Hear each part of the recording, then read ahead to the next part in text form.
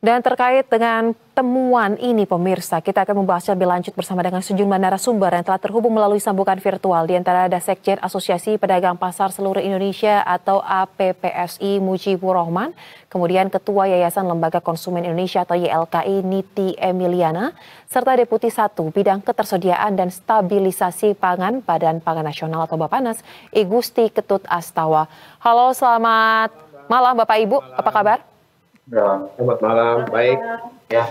Baik, saya mau ke Ibu Niti terlebih dahulu dari YLKI. Bu Niti, mungkin secara garis besar ya bisa disampaikan respon tanggapan dari YLKI itu sendiri dengan temuan yang ada ini, 212 merek beras disebut tidak sesuai dengan standar mutu yang tertera. Apakah ini mengagetkan untuk YLKI atau sebenarnya sudah pernah menerima aduan terkait dengan persoalan ini? Iya, ini sebenarnya kalau YLKI melihat ini bukan kasus yang pertama ya, karena memang beberapa tahun sebelumnya pun beras itu juga memang sudah memiliki masalah-masalah tertentu, seperti halnya takaran yang tidak sesuai, ataupun memang adanya campuran, atau juga beras plastik yang sebelumnya juga viral. Nah, ini juga sebenarnya adalah kasus-kasus yang sekiranya pernah terjadi di dalam komoditas beras. Dalam pengaduan YLKI pun sebenarnya menerima beberapa case yang sekiranya ada yang takaran berasnya tidak sesuai atau memang kualitas mutunya juga tidak sesuai. Ini yang menjadi YLKI melihat ini belum terselesaikan dari masa ke masa hingga saat ini gitu. Jadi ini sebenarnya dari YLKI melihat ini tidak terlalu mengagetkan, tapi sebenarnya yang menjadi pertanyaan untuk konsumen adalah bagaimana cara pengawasan maupun penindakannya, karena sampai saat ini pun bahkan masih terus terjadi, apalagi yang saat ini terjadi kan produsen yang besar dengan beras premium, bahkan yang sekiranya konsumen itu mempercayai dengan merek tertentu, dengan label yang sudah di packing dan juga labelnya sudah ada gitu ya, dan sekiranya harganya pun juga lebih mahal. Nah, ini kan menghancurkan kepercayaan konsumen terhadap adanya beras premium gitu. Jadi apa bedanya antara beras yang diecer di pasar maupun beras yang sudah di packing dengan mahal ini kan gitu. Jadi hal-hal ini yang perlu ditindaklanjuti untuk baik dari beras yang ada di pasaran maupun beras yang ada di supermarket gitu. Jadi tidak tebang pilih, ini semua bisa harus terselesaikan dengan baik gitu. Baik, nah mungkin tanggapan juga dari langsung dari APPSI Bapak Muji terkait dengan temuan ini, pertanyaan sama, apakah ini mengagetkan untuk teman-teman di APPSI atau ini sebenarnya sudah bolak-balik terjadi?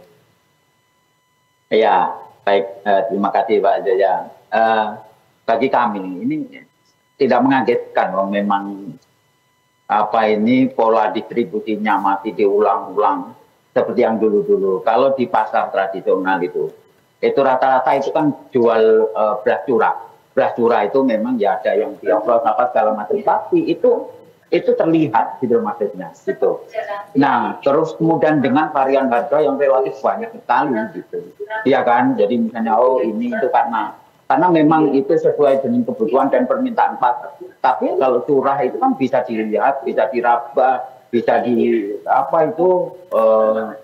kalau biasa jualan beras itu kan dipegang-pegang ini kira-kira masyarakat itu tahu atau pembeli itu tahu, ini itu cocoknya untuk nasi goreng atau cocoknya untuk ini. Nah, menurut saya adalah kenapa ini sampai ke itu karena memang lemahnya pengawasan ya gitu. Jadi seperti kasus bahkan kemudian kemarin itu kan ada dugaan bahwa beras SPHP ini yang kemudian yang mendapat subsidi dari pemerintah itu kan dioplos, dicampur kemudian dijadikan premium karena memang beras SPHP yang diluncurkan oleh pemerintah itu yang bagus gitu loh.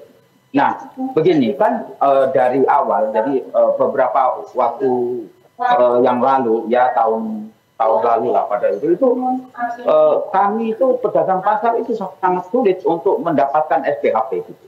Bahkan untuk menjadi reseller aja susah. Ya kan? Nah, ini juga menjadi kendala kami. Yang ya persyaratannya macam-macam ya. Alasannya itu yang untuk akuntabilitas, ini kan ini BPK segala macam. Tapi dengan aturan dan ini seketat itu aja, ya ternyata itu yang diduga sekarang itu ya anggaplah diduga itu ternyata ditemukan beras-beras yang memang itu dimiliki oleh perusahaan besar gitu loh ya kan. Nah ini kan juga apa ya ini saya rasa sih pola distribusinya harus dirubah. Terus misalnya kenapa kok tidak kayak sekarang itu pupuk gitu kan. Tapi saya barusan dengar itu katanya apa itu beras itu sekarang dari Bulog itu langsung ke pedagang gitu, jadi tidak melalui distribusi. Tapi saya belum kompir masih lagi gitu kan. Kenapa kayak tidak pupuk begitu? Jadi dari pabrik atau dari pupuk dari perusahaan langsung ke kios atau ke kelompok tani gitu. Nah, kalau misalnya itu begitu, saya rasa sedikit agak bisa bisa diminimalisir potensi kecurangan, walaupun misalnya mungkin nanti itu masih juga akan tetap ada lah yang barangkali yang nakal-nakal gitu. Saya rasa demikian. Baik, nah sekarang perwakilan dari Bappenas Pak Ketut ternyata terkait dengan percampuran beras, atau sekarang kan di berita tuh di berbagai platform disebutnya oplos beras ya. Ini sebenarnya kalau kita lihat tadi apa yang dikatakan Ibu Niti dan Pak Muji, ini bukan hal baru karena sudah berkali-kali laporannya, bahkan mereka juga temukan di lapangan. Nah pertanyaan saya nih Pak Ketut, sebenarnya boleh nggak sih mengoplos beras atau mencampur beras dengan berbagai kualitas tersebut? Karena kan sebenarnya ada kualitas mutu yang harus dijaga sesuai dengan label yang tertera di beras yang kita beli tersebut, di bungkusannya. Dari Bappenas mungkin bisa dijelaskan Pak terkait dengan hal ini Pak, seperti apa? Baik, terima kasih Mbak. Selamat malam Pak Mujib, Bu Niti. Ya. Saya perlu jelaskan dulu. Kalau kita berbicara kualitas beras, bagaimana Perbadan tentang persyaratan mutu beras dan labelnya. Untuk premium itu kan diatur, derajat sosoknya 95%, kadar air 14%, menirnya maksimal 0,5%, butir patah itu maksimal 15%, kemudian juga ada butir beras lainnya 1% maksimal, kemudian butir gabah itu boleh untuk medium saja, begitu premium tidak boleh ada butir gabah, dan benda lainnya juga tidak boleh ada. Nah ini kan sudah jelas diatur di dalam Perbadan nomor 2 tahun 2023. Jadi begitu kita bicara percampuran dan lain sebagainya, sepanjang dia memenuhi kriteria di atas tidak ada masalah, kecuali dia mencampur beras SPAP itu beda lagi. Kalau dia mencampur beras SPAP dengan beras lain kemudian dijual dengan beras yang baru, itu tidak boleh. Karena beras SPAP adalah beras yang diperuntukkan untuk masyarakat tertentu, kemudian itu adalah ada unsur subsidi. Jelas tidak boleh. Tapi kalau mereka mencampur beras mereka sendiri, kemudian campur dengan butir patah, kemudian ada beras kepala dan lain sebagainya, sehingga memenuhi kriteria beras premium, itu tidak masalah. Ini ada clear ya dulu ya. Tapi kalau mengoplos beras SPAP jelas tidak boleh. Itu beda kriteria. Nah, sekarang kita juga ingin menegaskan, ini bukan masalah kaget tidak kaget, kemudian sudah diprediksi tidak prediksi, bukan begitu. Pertanyaannya atau jawabannya adalah begitu ada pelanggaran yang tidak sesuai dengan premium, maka dia melanggar beberapa undang-undang. Itu yang penting kita lakukan. Sebagaimana disampaikan oleh Bapak Mentan, jelas beliau mengatakan tidak tegas. Dan kami pun sepakat itu tidak tegas. Kenapa? Minimal 3 undang-undang yang dilanggar. Yang pertama Undang-Undang Pangan, Undang-Undang Perlindungan Konsumen, kemudian Undang-Undang nomor 2 tahun 81 tentang metodologi legal. Tentang metodologi legal ini jelas tentang kualitas. Jadi begitu pelaku usaha melanggar tentang kualitasnya, yang tadi tentang persyaratan mutu beras premium maupun medium, kemudian begitu melamar kuantitas, itu jelas tidak dibenarkan dan harus ditindak tegas, karena itu jelas merugikan konsumen. Itu posisi pemerintah. Dan sekali lagi kondisi ini sudah ditangani oleh teman-teman kepolisian. Tentu kita harus menghormati proses yang dilakukan oleh teman-teman kepolisian, dan apapun nanti yang ditemukan oleh teman-teman kepolisian tentu mereka melaksanakan dengan rasa dan cara yang profesional. berdasarkan undang-undang yang ada. Saya kira demikian Mbak yang bisa saya sampaikan. Baik, benang merahnya saya tangkap tadi ada Anda mengatakan mencampur ini diperbolehkan ya, tetapi ada kadar-kadar yang harus untuk ketentuan yang harus ditepati, tapi SPHP ini mutlak tidak boleh dicampur ya, begitu ya Pak Ketut. Nah, tadi karena tadi Pak Muji sempat menyinggung SPHP untuk teman-teman APPS ini sempat kesulitan mendapatkannya. Nah, Pak Ketut lagi nih mungkin boleh menjelaskan kenapa Pak sempat terjadi apa yang disampaikan oleh Pak Muji tadi sempat tidak masuk mungkin ke teman-teman APPS. Ya, apakah memang dalam penyalurannya sempat mengalami kendala terkait dengan beras ini? SPHP itu tentu kita harus kawal dengan baik. Tidak boleh sembarangan, apalagi sebagaimana arahan Bapak Menko, kemudian Pak Mentan, juga Kepala Badan Pangan Nasional, tentu disepakati, ditetapkan bahwa SPHP diedarkan tatkala sudah bukan lagi masa panen. Itu penting dulu yang kita inikan. Nah, kemudian sekarang sudah mulai digelontorkan SPHP, tapi persyaratannya tentu harus diperketat. Jangan sampai SPHP itu tadi digunakan untuk mengoplos, itu jelas-jelas tidak boleh. Sekali lagi saya tekankan ya, mengoplos beras SPHP tidak boleh, itu intinya. Jadi persyaratannya tentu tidak sulit sekarang, karena dengan juknis yang baru kami susun oleh Badan Pangan Nasional dan ditugaskan kepada Bulog, jelas Bulog harus langsung ke pedagang pasar. Kemudian Bulog harus aktif dengan pedagang pasar, lalu memasukkan ke aplikasinya, sehingga kami atau pemerintah juga harus tahu kemana saja beras SPHP itu dijual. Kemudian siapa pedagangnya, tentu kita mengharapkan pedagang pasar, langsung di pedagang pasar, di pedagang beras di pasar. Itu yang pertama. Kedua, kita juga sudah mengembangkan sebagaimana arahan di Ratas yang dipimpin oleh Bapak Menko, tentu Kopdes juga harus kita berikan ruang untuk menjual SPHP, sehingga kalau sudah terbentuk 80.000 Kopdes, tentu SPHP ini sangat bagus dalam rangka memberikan ruang kepada masyarakat kecil untuk memperoleh beras, khususnya beras medium dengan harga yang wajar. Nah, kemudian ada 3 lagi, gerakan pangan murah juga boleh dalam rangka melaksanakan SPHP, dalam rangka mendukung gerakan pangan murah di wilayah masing-masing. Saya kira demikian Mbak yang perlu juga kita pahami bareng-bareng. Sekali lagi, pengoplosan beras SPHP dengan beras lain kemudian dijual dengan nama beras apapun namanya itu dilarang.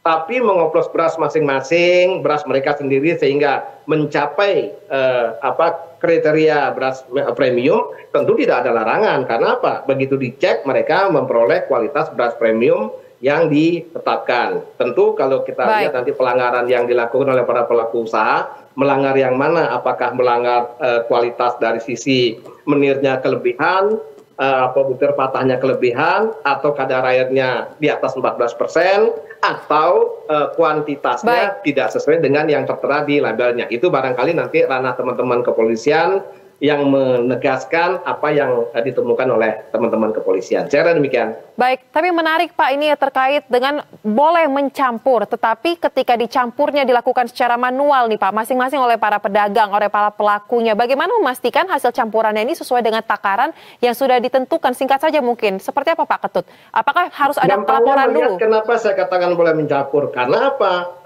Berat sosohnya itu 95%, kemudian ada kadar air 14%, kemudian boleh ada menir 0,5%, kemudian ada butir patah 15% untuk beras premium. Tentu mereka tidak akan beras kepala semua kan, maka mereka akan campur. Oh, menirnya boleh dia 0,5%, dia campur sedikit. Kemudian ada butir patahnya maksimal 15%, mungkin dia masukkan butir patah 14 di bawah 15%, sehingga begitu digabung mereka akan menemukan kualitas persyaratan beras premium. Itu yang pertama. Tentu mereka pada saat melakukan pengemasan, karena mereka membuat yang namanya label. Nah, begitu mereka membuat namanya label, maka mereka harus ada QC, quality control. Nggak boleh tidak. Mereka harus yakinkan produksi mereka sesuai apa yang mereka tertera di dalam kemasan tersebut. Begitu mereka mengatakan ini beras premium, maka harus dapat dibuktikan kualitas premium tersebut. Demikian, Mbak. Baik, sekarang saya ingin minta tanggapan dari Ibu Niti. Tadi sudah dijelaskan oleh Pak Ketut bahwa sebenarnya untuk pencampuran beras ini diperbolehkan selama mengikuti ketentuan. Dan yang paling utama SPHP tidak boleh dicampur dengan apapun. Pertanyaan saya, tadi Anda sempat mengatakan terkait dengan laporan soal beras ini sudah sering masuk, bahkan tidak hanya soal takaran tetapi juga soal mutu ya Bu ya. Nah, apakah terkait dengan mutu beras ini sudah pernah ada upaya juga yang dilakukan oleh YLKI dan bagaimana proses perjalanannya sehingga akhirnya mungkin sampai dengan saat ini bisa dilanjutkan? Ya, memang beberapa case ini terkait dengan adanya aduan terkait dengan salah satunya memang beberapa tahun lalu YLKI juga menindaklanjuti terkait dengan mutu yang di labelnya itu contohnya adalah dia tertentu lah gitu ya, ada khusus untuk beras khusus, tapi ternyata di pembuktian secara laboratorium itu tidak sesuai dengan yang dijanjikan. Nah, YLKI selalu menindaklanjuti dengan mengirimkan surat klarifikasi kepada pelaku usaha terkait ya. Kita menekankan adanya itikat baik dari pelaku usaha untuk adanya klarifikasi apakah memang produk tersebut adalah produk Anda atau memang ada pemalsuan atau memang ketika memang produk benar produk Anda, maka pelaku usaha harus bisa membuktikan apakah memang yang dituduhkan oleh aduan dari konsumen itu benar atau tidak. Kalau memang benar, apa yang perlu penyelesaian terhadap pelanggaran yang dilakukan oleh pelaku usaha. Dalam hal ini YLKI pun juga untuk case ini melakukan komunikasi kepada pemerintah terkait. Contohnya memang YLKI juga men-CC-kan laporan itu kepada pemerintah terkait, contohnya ke Kementerian Pertanian, bahwa case-case ini juga YLKI mendukung adanya penyelesaian dalam pelanggaran tersebut. Karena kan YLKI bukan lembaga penegak hukum. Jadi yang melakukan penegakan hukum adalah lembaga-lembaga terkait yang memang ditugaskan untuk menegakkan pelanggaran tersebut, melanggar aturan ya. Jadi dalam hal ini YLKI pun menindaklanjuti kepada pelaku usaha terkait dengan mengirimkan surat dan juga adanya itikat baik dari pelaku usaha maupun juga melakukan CC kepada pemerintah terkait yang sekiranya berwenang untuk melakukan penindakan. Gitu. Baik, berarti sudah pernah diupayakan ya dengan melakukan tahapan-tahapan sesuai dengan prosedur yang berlaku ya untuk melakukan klarifikasi soal mutu beras ini. Nah, kemudian Pak Muji, kan kita tahu ya, Anda tadi sempat menyinggung bahwa dengan adanya kasus ini, semoga yang diharapkan ke depannya adalah ada evaluasi dari sisi distribusi beras kepada para pedagang. Nah, pertanyaan saya Pak Muji, dengan adanya kasus ini, apakah teman-teman di asosiasi sudah terasa dampaknya mungkin dari sisi pembelian? Karena kan yang bermain sepertinya untuk yang kali ini ada merek-merek besar juga nih Pak Muji. Ya. Jadi gini, karena kalau yang beras yang beredar di pasar itu kan relatif relatif bervariasi dan pedagang itu tidak punya kemampuan untuk mengoplos sedemikian rupa dengan misalnya manipulasi kualitas gitu. Dan rata-rata pedagang pasar itu jualannya curang. Jadi mereka lebih untung dengan beli yang sekarung 50 kilo yang kemudian diecer menjadi orang seliter, 2 liter, 5 liter itu atau sekilo, 2 kilo, 5 kilo itu dilayani gitu. Nah, memang ada sebagian dari pedagang kita itu yang jualan juga sudah dalam bentuk kemasan gitu. Tapi memang ada beberapa dan bahkan kebanyakan itu tidak tertera sebagai beras premium dan atau kecuali memang yang pulakan atau belanjanya itu di agen-agen atau di distributor yang memang premium gitu. Sehingga saya rasa tidak ada masalah seperti yang Pak Ketut sampaikan tadi ketika pedagang itu sesuai dengan permintaan konsumen mengupload ya kan selama itu tidak ada memanipulasi artinya ya ini sebenarnya standar kualifikasi premium tidak tercapai tapi kemudian tidak mengatakan premium kan ya melanggarnya juga di mana kan nggak ada. Sementara yang ditemukan ini adalah di samping adanya ukuran yang tidak sesuai dengan yang tertera di label itu juga memang kualitasnya, ternyata juga banyak yang menyalahi gitu. Nah, persoalannya ini kenapa selalu berulang? Itu menurut saya adalah lemahnya penegakan hukum. Ini berulang kali, bahkan saya barusan dapat informasi dari Kementerian Pertanian. Itu dari kemarin itu kayak perkembangannya itu terlalu lambat. Sementara bukti itu ada dan sudah ditemukan gitu loh. Tapi kenapa penanganannya itu lambat gitu.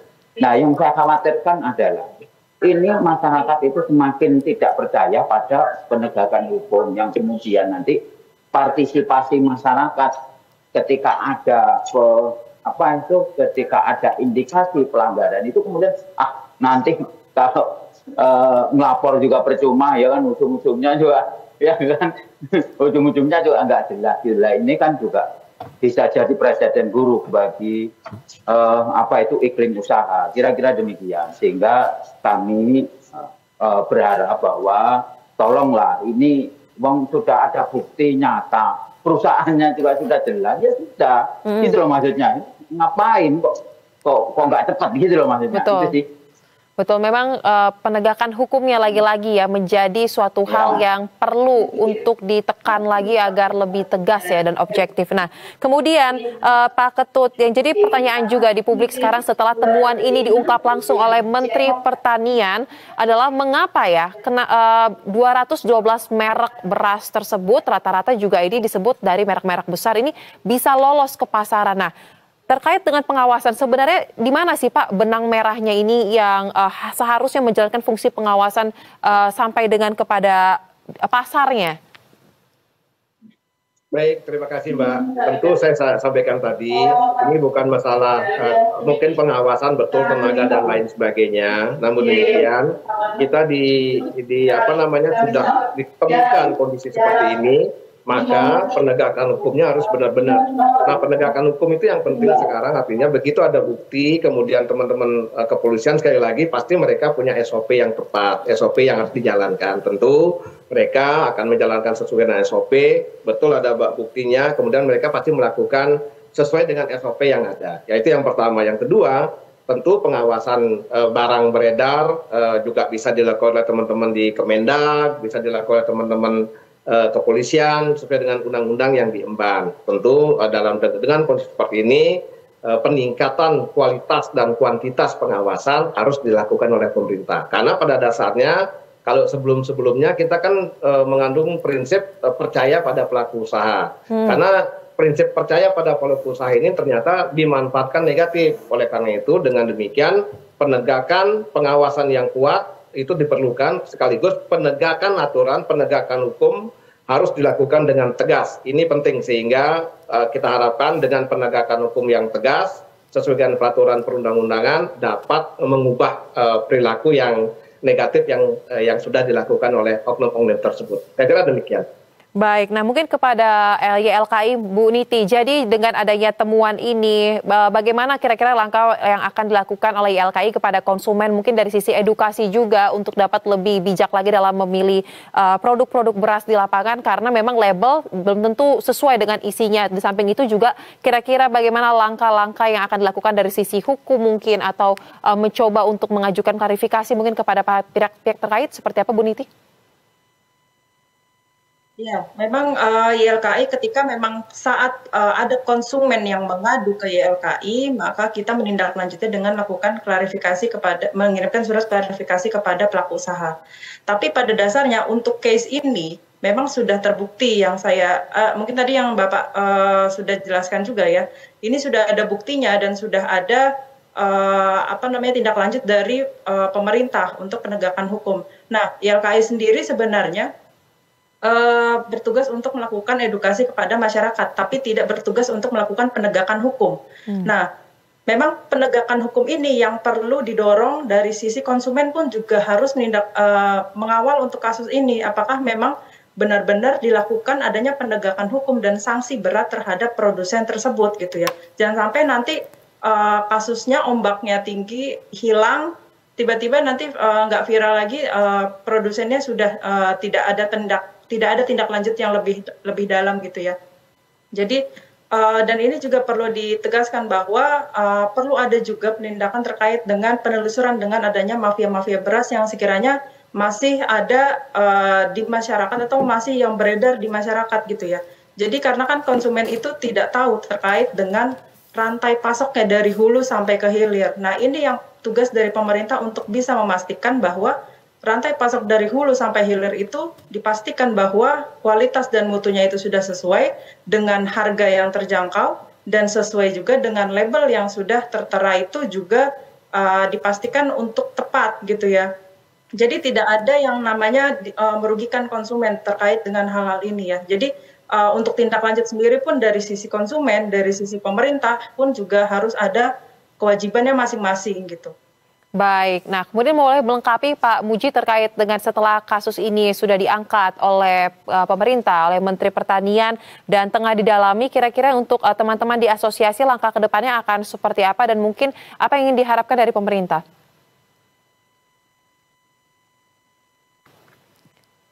Baik, Pak Muji, mohon maaf kami belum mendengar audio Anda, mohon dipastikan sudah terbuka. Sorry, sudah jelas belum? Baik, silakan Bapak. Ya, tadi gini, karena memang rata-rata teman-teman pedagang pasar itu pulakan atau belanjanya itu dari rice mill atau dari slab ya, dari penggilingan, terutama penggilingan rakyat dan lain sebagainya gitu kan. Nah, tentu kami berharap bahwa kepada semua pihak ya, terutama supplier dan lain sebagainya itu tetap menjaga kualitas dan tapi kalau di pasar itu memang suka beras itu ditusuk, gitu. Jadi kalau misalnya boleh dicek kalau di Cipinang begitu praktekan beras turun itu ditusuk untuk dilihat apakah misalnya antara contoh dengan yang benar dikirim itu sesuai dan lain sebagainya. Itu kontrol kualitas secara manual, gitu. Kualitas kontrolnya begitu itu yang pertama. Setelah itu kalau di pasar itu kan di jembreng dibuka, kemudian ditaruh di bak-bak, kemudian masyarakat bisa tahu. Bahkan itu tadi varian harganya itu varian jenisnya itu bisa sampai 10 sampai 15 varian tuh gitu. Iya kan? Kira-kira begitu. Nah, harapan kami dari sisi pedagang pasar kepada pemerintah adalah penegakan hukum atas beberapa kali ini pelanggaran sudah berulang. Tapi kami itu tidak melihat kemudian ya ini tuh misalnya pabriknya ditutup, pelakunya dipenjara atau apa dan lain sebagainya gitu. Jadi setelah ini adem ayem gitu itu kayaknya kok ini masih ada ya kan ini pelakunya kok masih berkeliaran dan lain sebagainya lah. Ini kan jadi akhirnya ya karena nggak kapok nggak jerah ya masih tetap itu. Dan kalau sudah begini itu kan nanti itu yang dirugikan itu semua, terutama masyarakat yang tertipu oleh yang harusnya gabah karena yang harusnya beras karena premium itu bisa dijual dengan harga itu. Nah, tapi ini kualitasnya adalah medium gitu. Nah, begitu medium dibeli dengan harga yang relatif lebih mahal, ya kan ini tentu merugikan gitu. Nah, inilah yang saya rasa harus menjadi concern dari pemerintah dan APDI atau saya bilang ini siap bersama-sama dengan pemerintah untuk bareng-bareng ini mengawasi dan lain sebagainya gitu. Baik. Nah tentu apa itu istilahnya gitu penegakan hukum sekali lagi supaya partisipasi masyarakat itu juga muncul. Ini jangan sampai kemudian ini Kementerian Pertanian tadi baru saya ngobrol itu loh kok ini perkembangannya kok lambat banget, ini sudah berapa minggu ini gitu, kira-kira demikian. Terima kasih ya. Baik, kita akan dorong terus ya agar ketegasan dalam penegakan hukum pengungkapan kasus-kasus seperti ini bisa lebih cepat lagi. Mungkin singkat saja terakhir dari Pak Ketut, dari Bappenas sendiri apakah dengan adanya temuan ini juga akan menjadi catatan dalam melakukan evaluasi terkait dengan memperbaiki tata kelola pangan nasional, Bapak? Baik, terima kasih. Saya kira perlu juga kita tegaskan, saya ulangi sekali lagi, dalam rangka mendapatkan kualitas beras premium tentu mereka bisa mencampur berbagai kondisi beras, tapi begitu mereka tuangkan di dalam kemasan menyebut itu premium, maka dia harus memenuhi persyaratan premium itu dulu ya. Jadi campuran apapun namanya silakan di situ. Yang kedua, yang pasti penegakan hukum dalam rangka menindak pelanggar-pelanggar ini harus dilakukan secara tegas, nggak boleh enggak. Karena begitu kita menemukan, kemudian teman-teman polisi sudah turun, maka teman-teman polisi kita harapkan juga menindak tegas. Sesuai dengan aturan tapi ya, sesuai dengan aturan. Itu prinsipnya. Begitu aturan tegas, SOP-nya jelas, lakukan penindakan secara tegas. Saya kira demikian.